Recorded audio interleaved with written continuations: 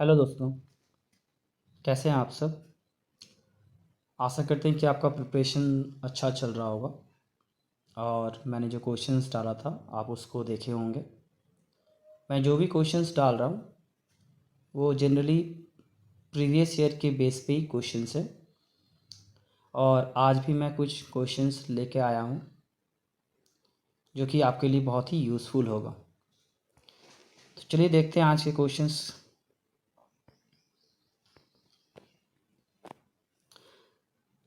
तो सबसे पहला क्वेश्चन है, naphthalene balls are obtained from coal tar and are used as.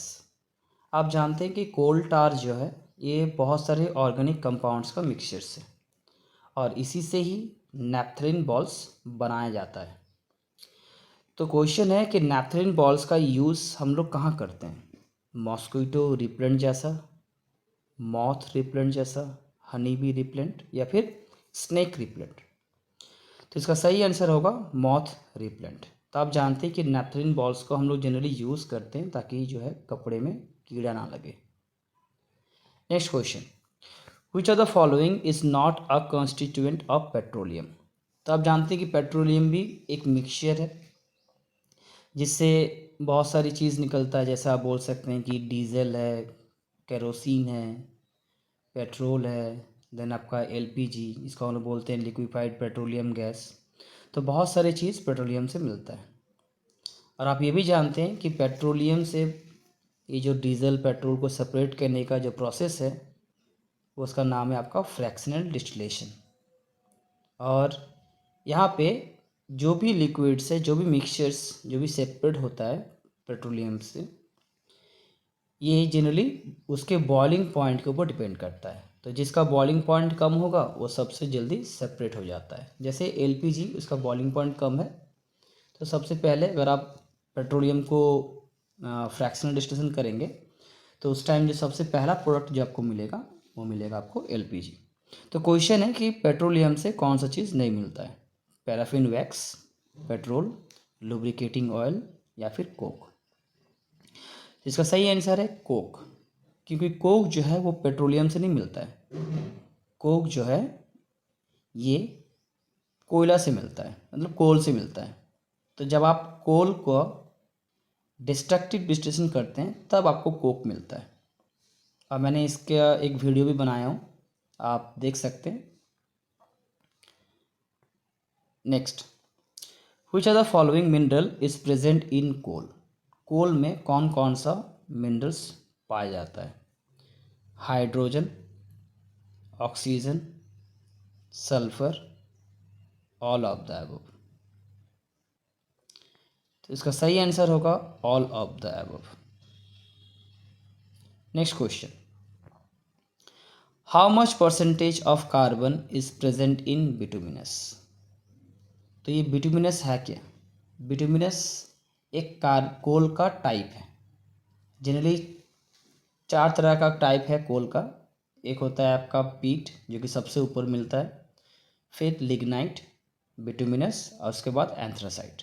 तो एंथ्रासाइट सबसे डेप्थ में मिलेगा और पीट जो है सबसे ऊपर मिलता है।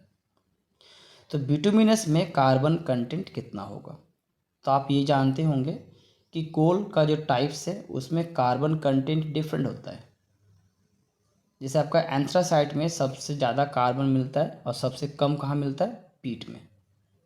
तो बिटुमिनस में कार्बन का परसेंटेज कितना होगा।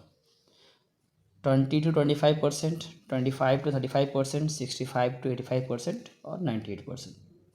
तो जनरली बहुत सारी बुक्स में या फिर आप जो तैयारी कर रहे होंगे, जो बुक्स आप खरीदे होंगे, तो बहुत सारे बुक्स में होता क्या है कि परसेंटेज का बहुत ज़्यादा वेरिएशन रहता है। ठीक है, तो इसका सही आंसर होगा 65 to 85%। Next question, the process of conversion of wood into coal is known as. Wood को कोल में कन्वर्ट करने का जो प्रोसेस है उसका नाम क्या है। कार्बोनाइजेशन, कैटाजेनेसिस, कार्बोनिफेरस या फिर नन ऑफ दिस। तो सही आंसर होगा कार्बोनाइजेशन। तो कार्बोनाइजेशन है क्या। कार्बोनाइजेशन एक प्रोसेस है जिसमें जो आपका वेजिटेटिव मैटर है वो कोल में कन्वर्ट हो जाता है और आप जानते हैं कि इसमें बहुत साल लग जाता है, millions of years. Next question, the brown variety of coal is called. तो कोल का बहुत सारा टाइप्स है और सबका कलर भी थोड़ा बहुत डिफरेंट रहता है। तो इसमें जो ब्राउन कलर्ड कोल है उसका नाम क्या है? लिग्नाइट, पीट, एंथ्रासाइट, बिटुमिनस। तो इसका आंसर होगा lignite. Next question, the petroleum product which is not used as a fuel is. कौन सा पेट्रोलियम प्रोडक्ट जिसको हम लोग फ्यूल के तौर पे यूज़ नहीं करते हैं? पेट्रोल, केरोसिन, डीजल या फिर पेट्रोलियम जेली। तो आपको पता चल गया होगा कि कौन सा ऑप्शन सही होगा। तो इसका सही आंसर है petroleum jelly. Next question, name the petroleum product used to make roads. Road बनाने के लिए पेट्रोलियम का कौन सा प्रोडक्ट्स को हम लोग यूज़ करते हैं? पीट, बिटुमेन, लिग्नाइट या फिर एंथ्रासाइट। तो आपको इसका आंसर मालूम होगा क्योंकि आप जानते हैं कि पीट, लिग्नाइट और एंथ्रासाइट है क्या? ये पेट्रोलियम का प्रोडक्ट नहीं है, ये कोल का टाइप्स है। तो इसका आंसर हो जाएगा बिटुमेन। तो बिटुमेन जो है ये पेट्रोलियम का प्रोडक्ट है जिसको हम लोग यूज़ करते हैं रोड्स बनाने के लिए। जो आपको ब्लैक टाइप का सब्सटेंस रोड बनाने के लिए यूज़ किया जाता है उसको हम लोग बोलते हैं bitumen. Next, the mining of oil under the sea is known as. जो ऑयल ड्रिलिंग होता है सी में उसको किस नाम से डिनोट करते हैं? सोर माइनिंग, कार्बोनाइजेशन, डिस्टिलेशन या फिर डिस्ट्रक्टिव डिस्टिलेशन। तो आपको इसका आंसर पता होगा, इसका आंसर है शोर माइनिंग। नेक्स्ट,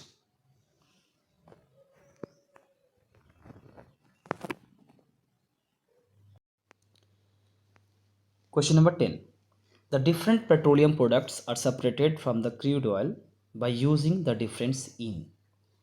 तो मैंने इसके बारे में पहले ही डिस्कस किया कि पेट्रोलियम जो है ये बहुत सारे प्रोडक्ट्स का मिक्सचर्स है और इसमें जो भी मिक्सचर्स हैं उसको सेपरेट किया जाता है उसके बॉइलिंग पॉइंट के आधार पर।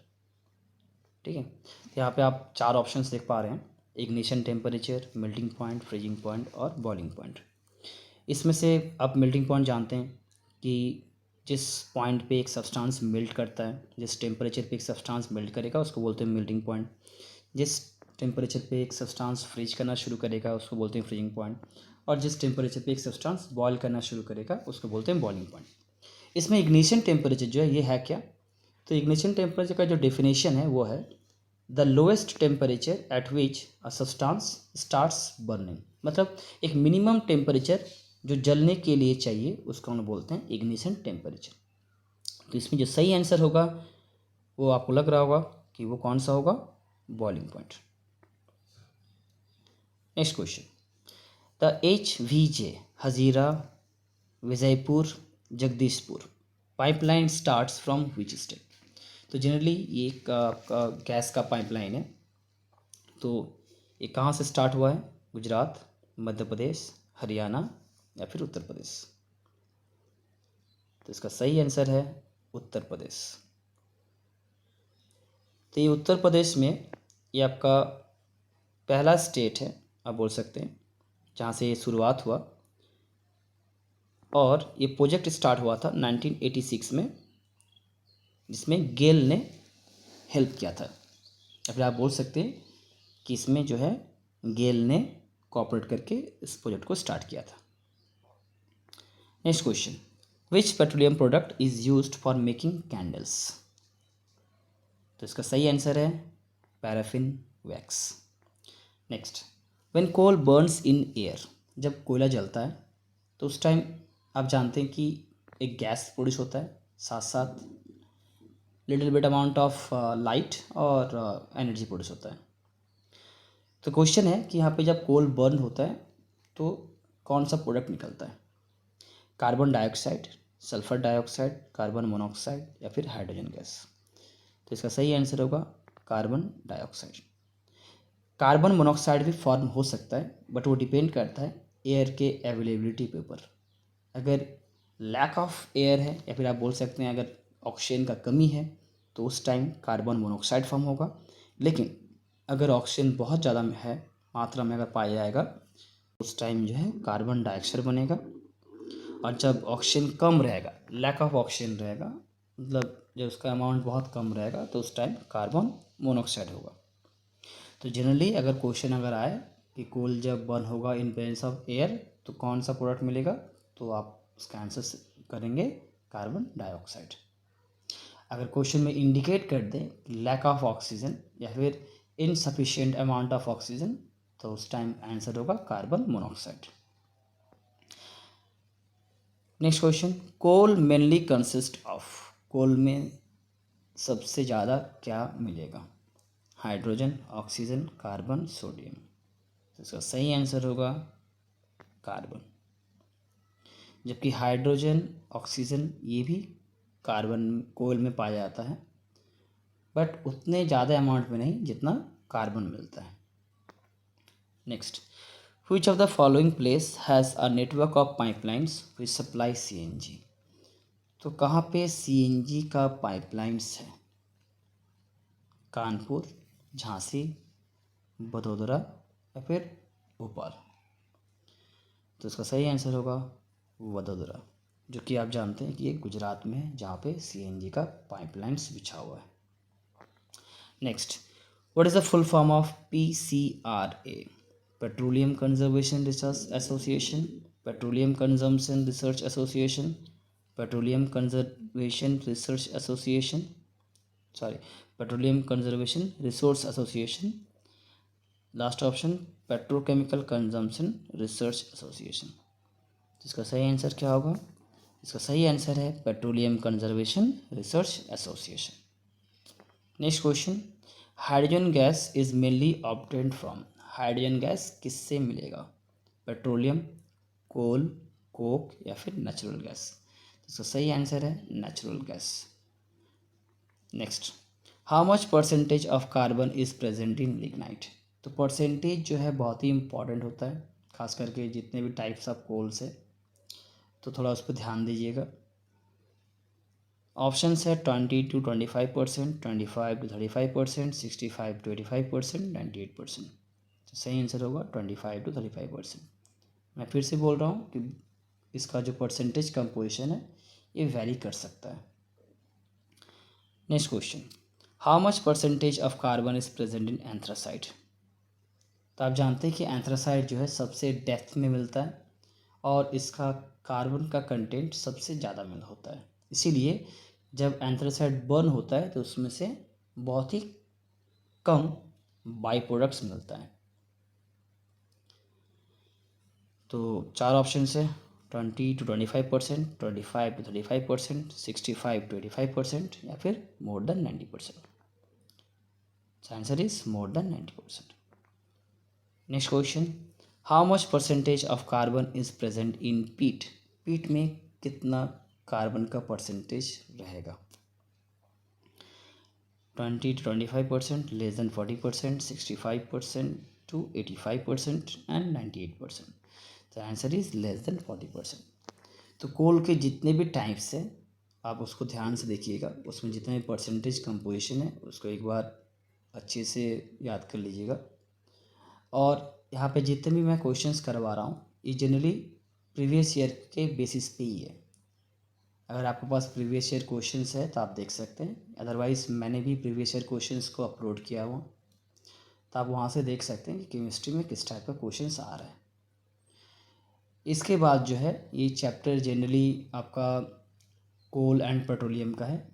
इसके बाद जो मैं नेक्स्ट वीडियो लाने वाला हूँ वो कंबशन एंड फ्लेम का होगा। तो सबसे पहले केमिस्ट्री के क्वेश्चंस कंप्लीट करेंगे, उसके बाद फिर बायोलॉजी और फिज़िक्स का। तो बस आज के लिए इतना ही। और अगर आपको वीडियो अच्छा लगा हो तो लाइक, शेयर और सब्सक्राइब करना मत भूलिएगा, ताकि मुझे भी अच्छा लगे और वीडियो बनाने के लिए। और अगर कमेंट्स हो तो आप कर सकते हैं, जिसमें अगर आपको कोई दिक्कत हो या फिर अगर कोई आपका क्वेश्चन समझ में नहीं आ रहा है तो आप पूछ सकते हैं। ओके देन, आज के लिए इतना ही। बाय, मिलते हैं बाद में।